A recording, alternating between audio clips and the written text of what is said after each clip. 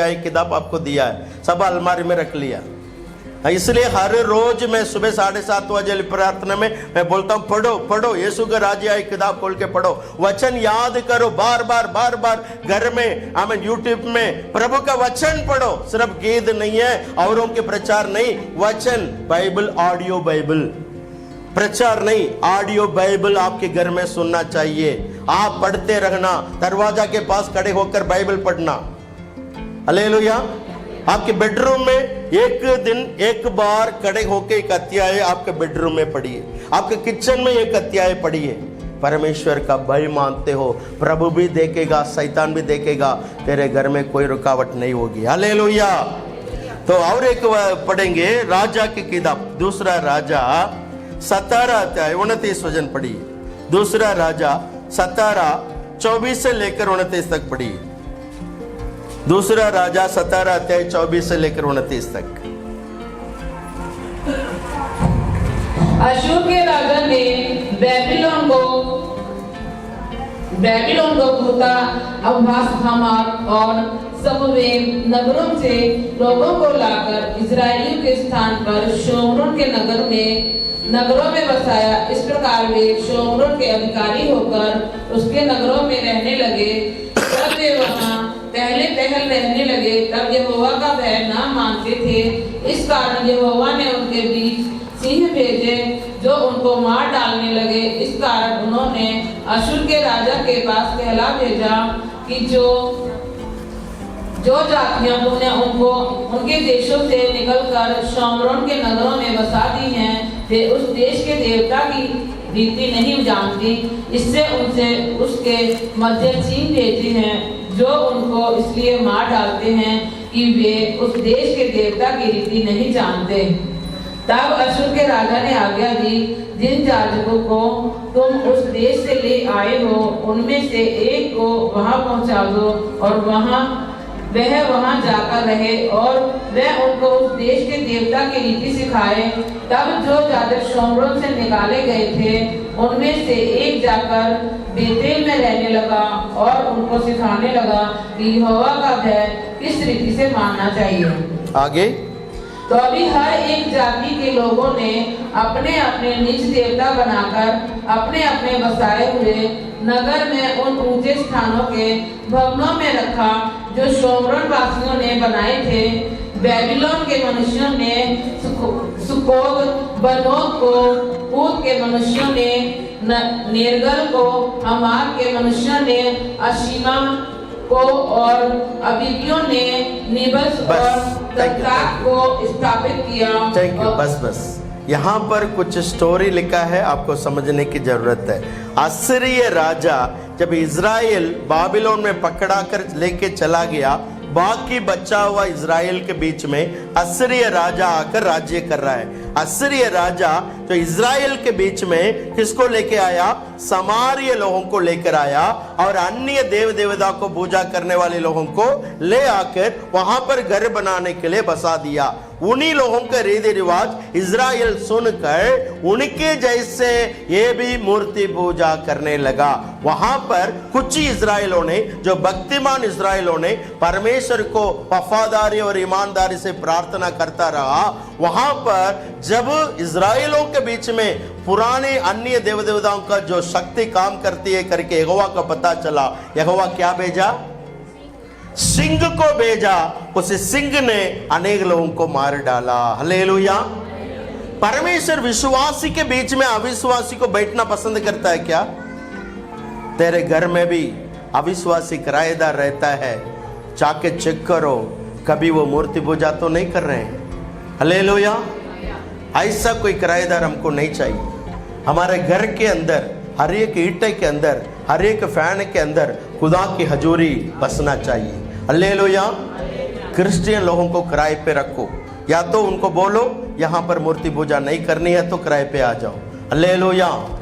तो यहाँ पर अन्य देव देवता को आराधना करने वाले अंदर आ गया। उनको परमेश्वर जलन करने वाला परमेश्वर है।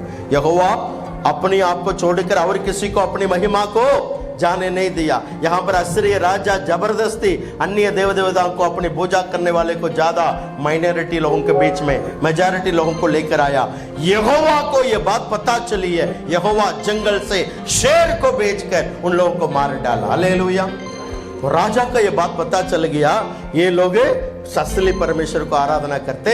ऐसा करता हूं, समारिया से एक पास्टर की बाइबल कॉलेज पढ़ाई किया है, वो लड़का समारिया में है, उनको बुलाओ, वो पास्टर है, वो पास्टर को बुला के चलो इनको पाठ पूजा करना सिखाओ, प्रार्थना करना सिखाओ। वो गली गली में जाके कच्चा सुसमाचार सुनाया तो है, यहोवा के नाम लेकर प्रचार किया उन्होंने, लेकिन कैसे सुनाया?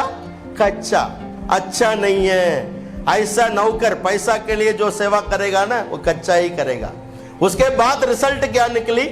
वहां पर अन्य देवी देवता को लोग दोबारा पूजा करना शुरू कर दिया।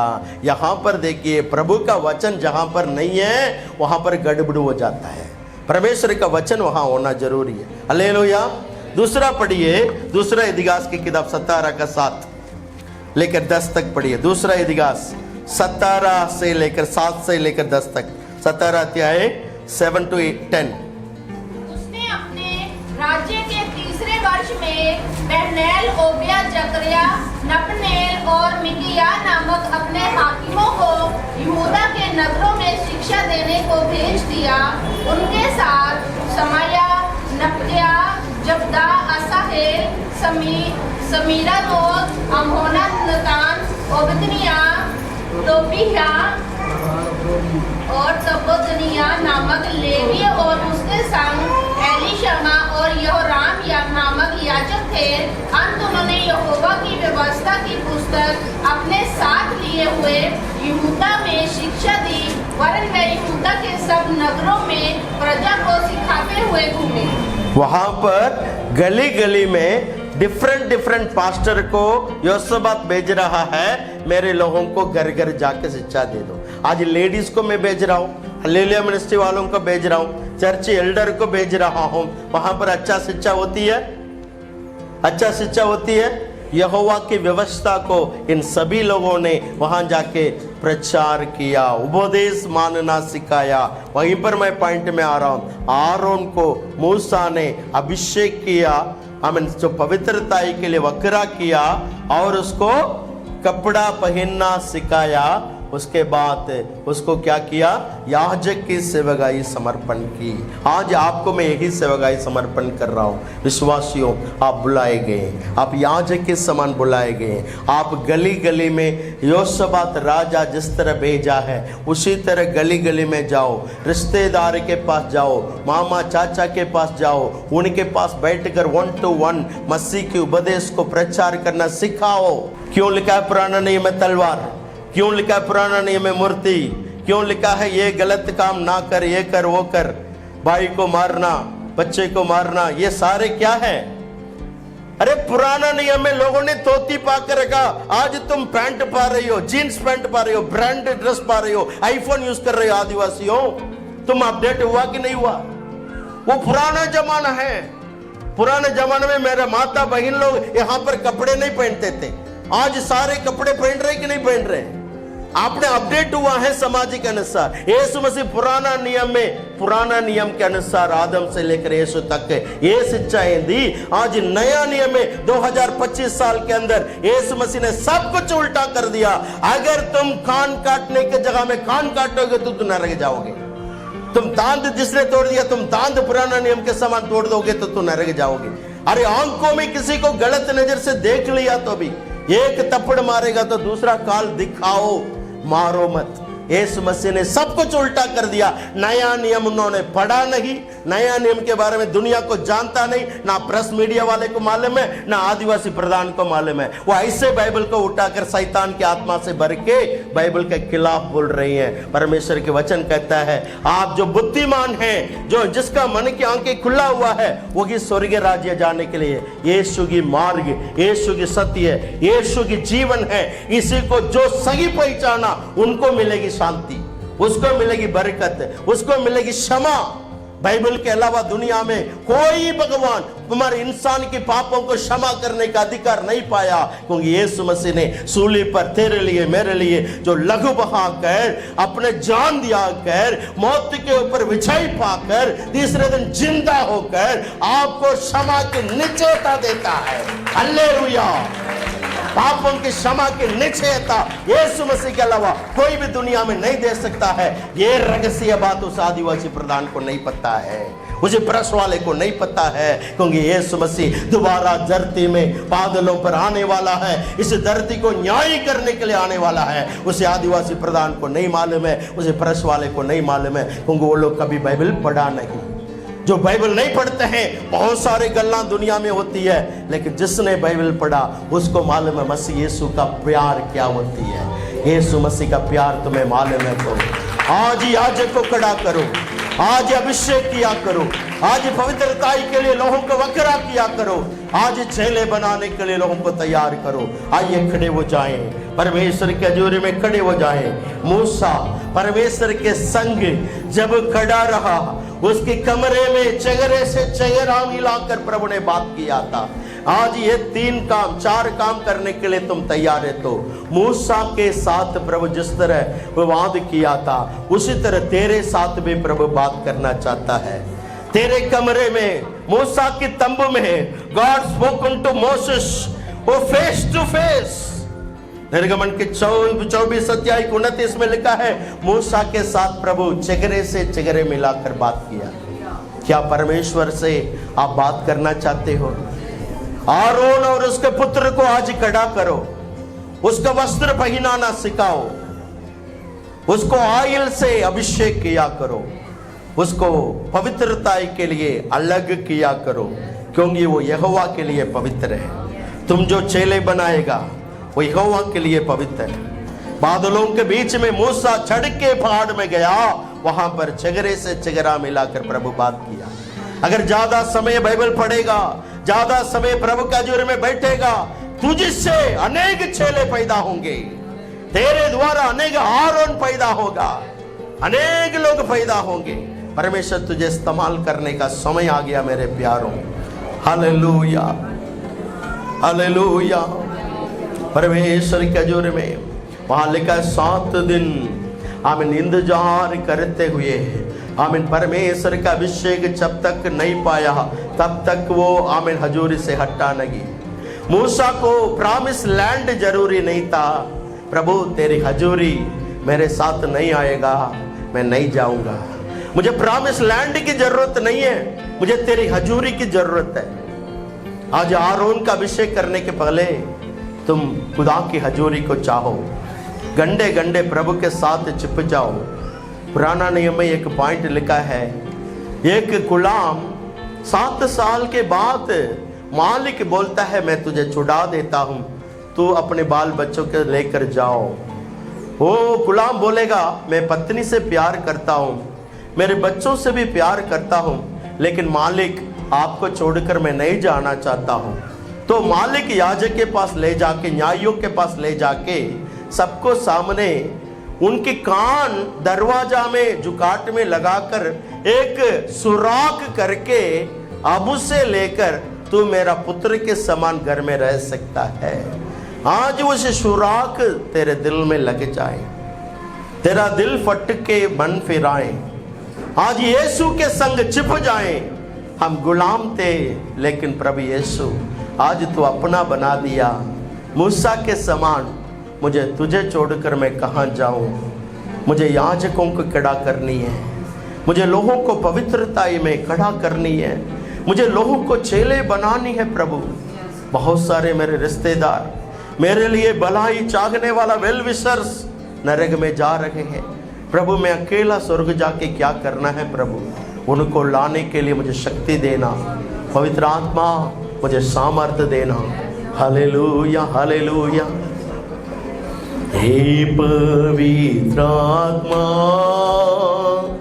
शक्ति हमें देना,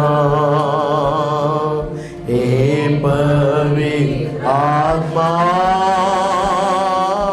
शक्ति हमें देना, तेरी पावन हमको चाहिए। प्रभु तू ये जानता है, तेरी और सावन हमको चाहिए। प्रभु तू ये जानता है,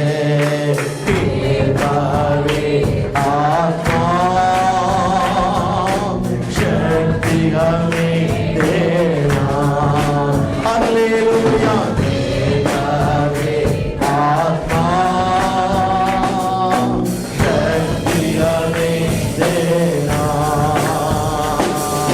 पगले युग के फैसले आश्चर्य कर्म करने को। पगले युग के फैसले आश्चर्य कर्म करने को। पगली जैसी आत्मिक शक्ति तुमको देना प्रभु। यीशुए पगली जैसी आत्मिक शक्ति तुमको देना प्रभु। आइए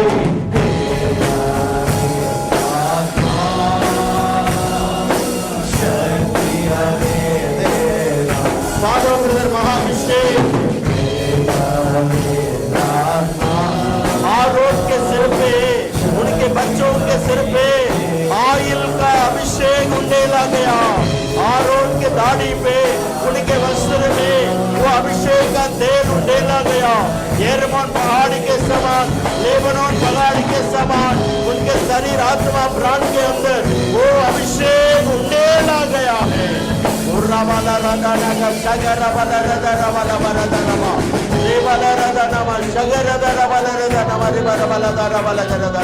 परमेश्वर का अभिषेक, यीशु का अभिषेक से भर दे। जितनों ने चेला बनाने के लिए अर्पण करते हैं, हाथ गड़ा करके दुआ करिए। प्रभु आज से तुम्हें इस्तेमाल करने जा रहा है। मूसा है तू, याजक है तू, लेवी है तू। परमेश्वर तुझे इस्तेमाल करने के लिए हाथ खड़ा करके अर्पण करिए। तारीफ तारीफ तारीफ तारीफ तारीफ हुआ। मैं अपने परिवार को, अपने बाल बच्चों को, अपने रिश्तेदार को सही रीति से तेरे वचन के अनुसार चलाऊं। परमेश्वर देश के लिए जब मैं दुआ करूं, देश में अलग अलग तरीका से घर घर में पर्चियां बांटना, हॉस्पिटल मिनिस्ट्री करना, परमेश्वर लेव सेवा करना, परमेश्वर गली गली में सुसमाचार सुनाने के लिए प्रभु हमारे लोगों को इस्तेमाल करिए राजा, ताकि तेरे आगमन में हम खाली हाथ में तेरे सामने ना खड़े हो जाएं। परमेश्वर एक झुंड लेकर तेरे सामने आए, यीशु का हम सेवा करके खुदा परमेश्वर से आदर मान पा सके। आशीष और बरकत करिए। नासर यीशुआ के पवित्र नाम से प्रार्थना और विनती मांगते हैं, आमीन आमीन। अब पिता परमेश्वर का प्यार, प्रभु यीशु मसीह का फजल, पवित्र आत्मा के सहयोगी दबाव हमसे यीशु मसीह के दूसरे आगमन तक होंगे। आमीन आमीन आमीन। Hallelujah hallelujah. शबात शालोम, मारनादा, शबात शालोम।